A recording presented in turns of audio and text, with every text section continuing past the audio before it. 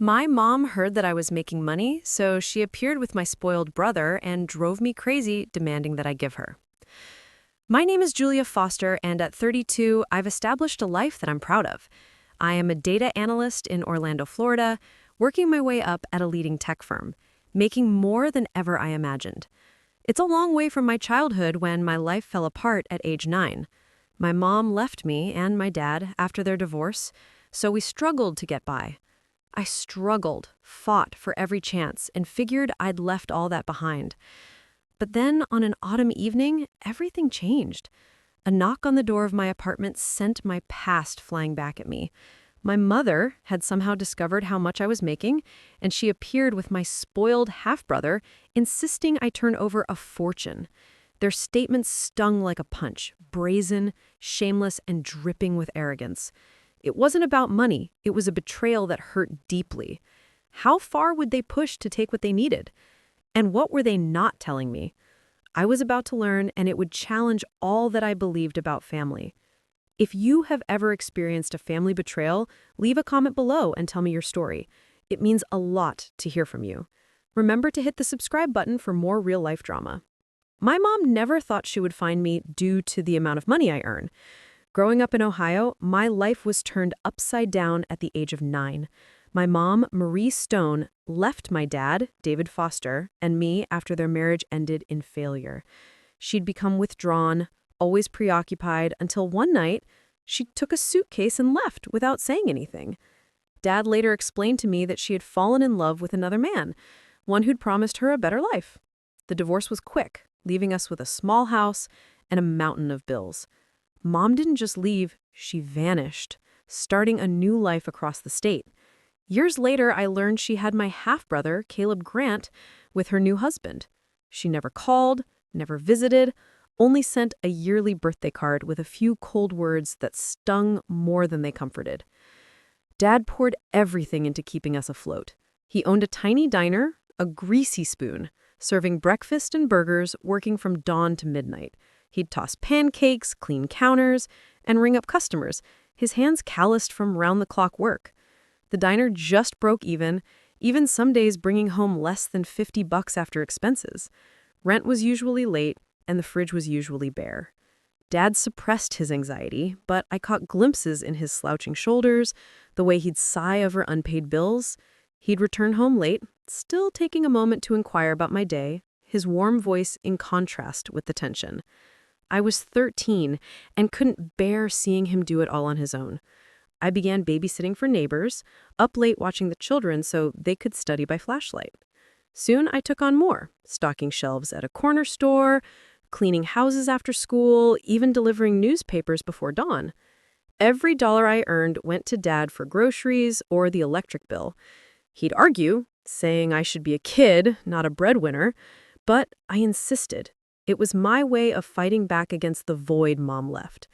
I'd conceal my own fatigue, playing it cool when my hands hurt from mopping floors or my legs throbbed from pedaling miles with papers. School was my salvation. I'd attend late for math club, studying equations to submerge myself in the pain. Dad'd sit with me at our scratched kitchen table, assisting with homework when he wasn't half asleep. He'd tell me that I could do anything, that I was capable of more than our situation. His words encouraged me even when I was weak. But Mom's absence was an open wound. I'd look at her old photographs and wonder why I wasn't good enough for her to remain. Those questions hollowed me out when I buried myself in work and study. By the time I went to high school, I'd learned to rely on myself. I pinched every penny, worked harder, and made a promise to never require anyone the way I'd required her. Dad was my anchor, but I knew he could not hold us up forever. I needed to create my own way, and I did it one brutal step at a time. But the burden of those early years never completely dissipated for me. I learned to be self-sufficient at an early age, but the past continued to haunt me. By the time I reached high school, I knew my ticket out was through education. I dug into my studies, sacrificing sleep to learn calculus and passing each test with flying colors. My guidance counselor noticed my determination and steered me towards scholarships. At age 17, I received a full scholarship to a state university to study data analytics. a subject that resonated with my affinity for patterns and solutions. That scholarship was my ticket out, an opportunity to rewrite my destiny.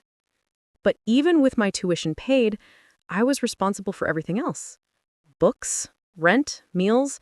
There was no buffer, just me and determination. I worked several jobs to get by.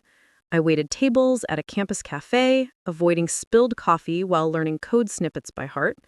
Weekends, I was a file clerk at a small law office, filing papers and taking calls. Late nights, I cleaned offices, sanitizing desks until my arms ached. My routine was grinding, up at 5 a.m., sleeping after midnight, always figuring out how many hours I had to work to pay next month's bills. All my money went to basics, with a sliver set aside for emergencies. I fought against fatigue, fueled by a vow to myself that I would not let the past dictate my future. College was a grind, but it molded me. I took additional courses, participated in data science clubs, and secured a summer internship at a tech startup. The labor was demanding, calculating numbers for hours, but it sharpened my skills. By graduation, I had a degree, a portfolio of awards, and a job offer from a tech firm in Orlando, Florida. Moving to Orlando was like entering a new world. Orlando's buzz, its tech scene provided me with a new beginning. I started as a junior analyst, dedicating everything to my job. In 5 years, I'd rise to a senior position, directing projects and taking home a salary that seemed otherworldly in relation to my youth. Through my success, I never forgot Dad. He'd sacrificed everything, running that diner day and night to keep us going. Once my income stabilized, I started sending him $500 a month. It wasn't much at first, but it helped him pay off debts from the diner and fix its leaky roof. Later, I covered his car repairs and even sent extra for a new fridge when his broke. He'd complain that he didn't want my money, but I insisted. It was my way of saying thanks for relieving him of the burden he'd been borne all those years alone. Every time we spoke, his voice would break with pride, telling me I was his greatest achievement. Those moments were worth more than any promotion. Mom, however, was another matter. Her annual birthday card continued to arrive, each of them a chilly reminder that she was not there anymore. "Happy birthday! Hope you're all right." She'd pen her sentences crisp and empty. No calls, no visits, just those cards adding up in a drawer. They touched old hurt. Questions I had attempted in turn. Why did she abandon me? Why didn't she love me? I'd suppressed the thoughts, concentrating on work and Dad's unspoken support, but the pain remained. My Orlando life had been constructed from the ground up. I bought an apartment building downtown. I filled it with items that felt like home. My coworkers at the office respected me, and I discovered friends who became my family by choice. I believed I'd shut the door on my past, that I'd shown I didn't need Mom. But some hurts won't heal, no matter how far you've gone. I believed I had left the past behind when one autumn evening, there was a sharp knock at my apartment door that shook me out of my routine. I opened it to see my mom standing there with her wide but strange smile, accompanied by my half-brother, Caleb, slouching beside her. It was more than 20 years since I'd last looked at her face, and the sight knocked me flat like a wave, half shock, half pain. She moved forward, arms out like we never parted, her voice oozing warmth that tasted of performance. "Julia, my dear child, it's been too long," she said, and swept me into a hug I didn't reciprocate. Caleb hardly glanced up, his eyes fixed on his phone, grumbling a half-hearted hello. We were sitting in my living room, the space I'd claimed as my own, but their being there made it alien. Mom's eyes bounced around, settling on the modern furniture, the glimpse of Orlando's skyline through my windows. She began with small talk, how much she had missed me, how proud she was, but her words rang hollow, like lines in a script. Then she came to the point. "I heard you're doing so well," she said, changing tone. "A big undertaking. Good pay?" She leaned in closer, her smile constricting. "Caleb is going to college in a few months. His tuition, $60,000, and we require your assistance, just a little assistance, possibly $3,000 a month, so we can stay afloat." I froze, her words seeping into me. $60,000, $3,000. The figures were overwhelming, but it was her casual assumption that hurt most. Caleb finally gave me a look, smirking. "Nice pad, but it's a bit small for someone bringing home that kind of money," he sneered, his voice dripping with condescension. He sprawled on my couch, resting his sneakers on the coffee table as if it were his own. "You can do better," he tossed in, scrolling his phone once more. His arrogance, her carefully cultivated warmth, it was too much. My gut roiled with a combination of outrage and incredulity. This wasn't a reunion. This was a deal. I tried to make sense of their proposition. Mom continued, painting a picture of hardship, telling me she and Caleb were living hand to mouth. Her tone was gentle, almost whiny, but her eyes were calculating, sizing me up with each response. She brought up my employment once more, making allusions to my income as if she'd prepared her homework. "You've got so much more now, Julia," she stated. "Family helps family, correct?" The term family stung like a slap. Where was she when Dad and I were barely getting by? When I was working nights to pay for groceries? A part of me wanted to trust her, to consider this an opportunity to repair. I had been fantasizing for years about getting her back, about listening to her tell me why she departed. Perhaps this was it, an opportunity to rebuild. But skepticism winked at me. Her dramatic return, her interest in my earnings. It seemed too convenient. Caleb's attitude didn't assist. He cut her sobtail to rant about his crappy dorm, how he deserved a better car to be accepted by college. His sense of entitlement was a reflection of hers, and it creeped me out. I kept my voice even, inquiring as to how they tracked me down. Mom waved her hand dismissively, explaining she'd heard things from old friends. Her evasiveness triggered warning bells in my brain. I informed them I'd have to consider that $60,000 wasn't something I could pay out without hesitation. Mom's smile wavered, and Caleb jeered, something about me being cheap.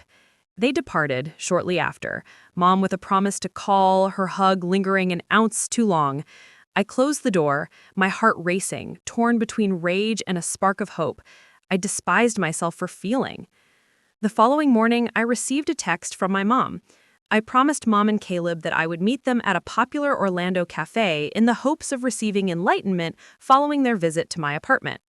The cafe was full, the buzz of discussion mixed with the ring of coffee cups. I spotted them at a corner table, Mom sporting her practiced smile, Caleb sitting back with his phone in hand. My stomach bobbed as I sat down, their presence yanking me back to a past that I'd struggled to escape. I craved answers, perhaps even an authentic connection, but their eyes informed me this had nothing to do with family. Mom began with a gentle tone, her words dripping in insincere warmth. "Julia, I've missed you so much," she added, leaning in to grasp my hand. I pulled it back, shielding myself. She began to tell me about why she hadn't been around all those years, her voice shaking just so that she could sound truthful. "Your dad made it impossible for me to be in contact." She spoke over me with her eyes wide with pretended grief. "He cut me out, kept you away. I tried, Julia. I really did." Her lies cut deep, distorting the truth I was all too familiar with. Dad had pleaded with her to call, to come visit, but she'd opted for this new life over us. The betrayal hurt more now than when I was a child. I was quiet, allowing her to continue speaking. She portrayed herself as a victim, stating that she'd been barely making ends meet ever since the divorce. "Caleb's future is in jeopardy," she added, her voice changing to one of urgency. "We need your assistance to see him through college." Before I could answer, Caleb chimed in, his voice dripping with smugness. "Yeah, I need a car to move around campus," he said, not even glancing up. "Something luxurious, like a Mustang, and a new phone. This one's garbage." His requirements were outrageous, a $30,000 vehicle and a $1,000 phone, as if he owed me a lifestyle that I never had. I gripped my coffee cup with anger rising. "You're expecting a car and a phone to go along with the $60,000? I said, my voice firm but prickly. Caleb rolled his eyes. "You're rich, Julia. What's the problem?" he snapped, throwing his phone onto the table. Mom leaped in, her voice beseeching now. "We're family, Julia. You've got so much now. Can't you give a little?" Her words were echoed through her apartment visit, but this time she sounded more desperate, more calculated. I called her bluff the way she leaned on relatives to guilt me into charity. I breathed slowly, my brain racing. I earned everything I have, I said, my voice steady. Dad and I didn't have anything after you left. I'm not a bank. Mom's face hardened, her facade slipping. You're so self-centered, she sneered. I gave you life, and this is your gratitude? Her words cut deep, bringing up old scars, but I would not let her get under my skin. Caleb snorted, cursing under his breath. Figures you'd be like that. Dad was right about you. His words were a sting, suggesting Mom's husband had put ideas in his head about me. The fight was picking up quickly. Mom stood up and scolded me for not being there. If you had called, things might have been different, she said, her eyes blazing. I snapped back. You abandoned me when I was 9. You sent me cards, not phone calls. Don't blame this on me. My heart thundered, years of pain tumbling out. Caleb leaped in, shouting that I was better than them, that I owed them everything that had happened to them. The cafe fell silent, eyes looking our way, but I didn't care. I stood my chair up, scraping the floor. I'm finished here, I said, my rage trembling into my voice. I owe you nothing. Mom caught my arm, her hold firm. You'll be sorry for this, Julia, she growled, with her face contorted with anger. I stepped back, getting out without glancing over my shoulder, their shouting growing distant. My chest hurt with a combination of anger and sorrow. I'd hoped Mom could have changed, but she was still the same, using me like she had used Dad. Caleb's sense of entitlement made it only more difficult. I headed back home, but they weren't finished yet. That afternoon, my apartment buzzer sounded, yanking me out of a sleepless effort to work. I opened the door to see Mom and Caleb waiting outside once again, uninvited. Mom's smile was strained this time, her eyes nervously darting about. Caleb leaned against the wall, scrolling his phone, his face bored, yet anticipatory. My heart pounded. After our altercation at the cafe, I hadn't anticipated them returning so quickly. We just want to chat, Mom said, her tone too sweet, but I got a cold feeling. I let them in against my better judgment in hopes of escaping another spectacle. They sat on my couch, Mom holding her purse tight. Caleb stretched out as if he owned the sofa. I hovered at the kitchen counter, arms folded, keeping close watch on them. Mom began with small talk, inquiring after my employment, but her inquiries were too direct. How much I made, how I spent my money. Then she turned the tone, biting. You're doing so well, Julia. Why can't you help us? Caleb deserves an opportunity. Caleb nodded, grumbling. Yeah, it's not like you're strapped.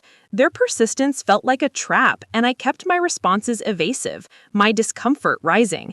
I moved away to get water, leaving them for a moment. When I got back, Caleb was at my desk, the screen of my laptop lighting up. My heart fell. He was navigating through my browser, my banking app displayed. What are you doing? I barked, dashing over. Caleb shrugged, unrepentant. Just looking at it, he said, grinning. Mom leaped in, her voice protective now. We were just nosy, Julia. You have so much. Why keep it to yourself? Her words made my worst suspicions true. They were stealing from me. I ripped the laptop from her, my hands shaking. I don't touch my stuff, I said, my voice low but firm. I glanced at the screen, my financial dashboard open. Entry logs logged. My mind went back to Dad. Mom had said she heard something about my income. And now this. I opened my email, my heart racing, and found a forwarded message from Dad's account stating my job and salary sent to Mom's email address. She'd hacked his email, used his trust to invade my life. The betrayal was a punch in the gut, not only to me, but to Dad, who'd never broken her trust. You hacked Dad's email, I confronted to Mom. Her face paled, but she didn't even deny it. Instead, she retaliated. Your dad is a failure, Julia, she sneered, running that pathetic diner, bringing you down with him. I needed to know how you turned out so well. Her words were poison, ripping into the man who had raised me by himself. Caleb laughed, saying, yeah, he's a loser. You're better than that. Their cruelty sparked something within me. I moved toward them, my voice firm against the anger. Leave, or I'm calling the police, I said, waving my phone. Mom's eyes grew wide, her composure shattering. You'd call the cops on your own mother? She spat, rising to her feet. Caleb snorted, throwing his phone onto the couch. Chill, it's not that big of a deal, he said, his voice shaking. I didn't back down. You hacked into Dad's email and attempted to access my accounts. That's bad enough, I said, dialing 911 but not pressing call yet. Mom grabbed Caleb's arm, dragging him away from the door. You're making a mistake, Julia, she cautioned, her voice icy. We're not finished. They stormed out, leaving the air thick with tension. I locked the door, my hands still shaking, and sat in front of my laptop. The logs verified it. Repeated attempts at logging in that didn't work. A browser window opened to my bank's password reset page. My training in data analysis made me detail-oriented. I knew they'd been digging for financial information. Mom's cracking of Dad's email was not just a trespass. It was evidence she never cared about us, just what she could steal. The burden of what she had done weighed over me, a combination of anger and betrayal. I had to know how far she had taken it. I phoned my dad to verify the facts. Immediately after their visitation, I called Dad's number, my fingers still trembling at Mom's intrusion. When Dad picked up, he sounded warm but worn out, and I resented adding to his load. I told him about Mom hacking his email, her lies about him keeping her away, and their attempt to access my accounts. She's been lying about you, Dad, I said, my voice tight with anger. He let out a sigh. Unsurprised, that's Marie, he explained softly. She always managed to turn things around to her advantage. He verified his email account had been hacked. Somebody had altered his password weeks previously. It broke me to hear how she had again betrayed his trust, but it strengthened my determination to keep us both safe. I spoke to my attorney, Mark Sullivan, the following day. Mark was shrewd, detailed, and didn't beat around the bush. This is not a joke, Julie, he stated, going over my proof screenshots of login attempts, the forwarded email from Dad's account. We pursued a restraining order at the Orlando courthouse in regard to Mom's unauthorized access and Caleb's involvement. It was arduous with paperwork and hearings, but Mark walked me through. Within weeks, the court issued a permanent restraining order against Mom and Caleb, prohibiting them from contacting me or approaching my residence. The judge's decision was like a burden removed, a legal bulwark against their plans. Days after, I received a message from my bank. Someone had attempted to send $10,000 out of my savings, prompting a two-factor authentication lockout. I knew it was Mom, still digging in spite of the instruction. My accounts were close tight with the security I had put in place as a data analyst. Her failure earned me a bitter satisfaction, but it left me empty inside. She was not just interested in money, she wanted to unravel everything that I had created. I notified Mark, who lodged a follow-up with the court, which ensured Mom was punished if she attempted again. 1 year later, my life was different. Gossip regarding Mom's actions circulated in her social group. Mom's older sister, Aunt Ruth Stone, called me, sounding remorseful. Marie's always been this way, since we were children, Aunt Ruth told me, telling tales of Mom's manipulations, how she'd lied to family, borrowed money she never paid back. Ruth's frankness made me realize Mom's betrayal wasn't about me. It was about who she was. Mom and Caleb burned bridges. Friends and relatives, fed up with their lies, cut them off. They relocated to a smaller town, their social network dwindling to zero, a suitable punishment for their greed. I began to visit Dr. Ellen Brooks, a therapist my colleague had suggested.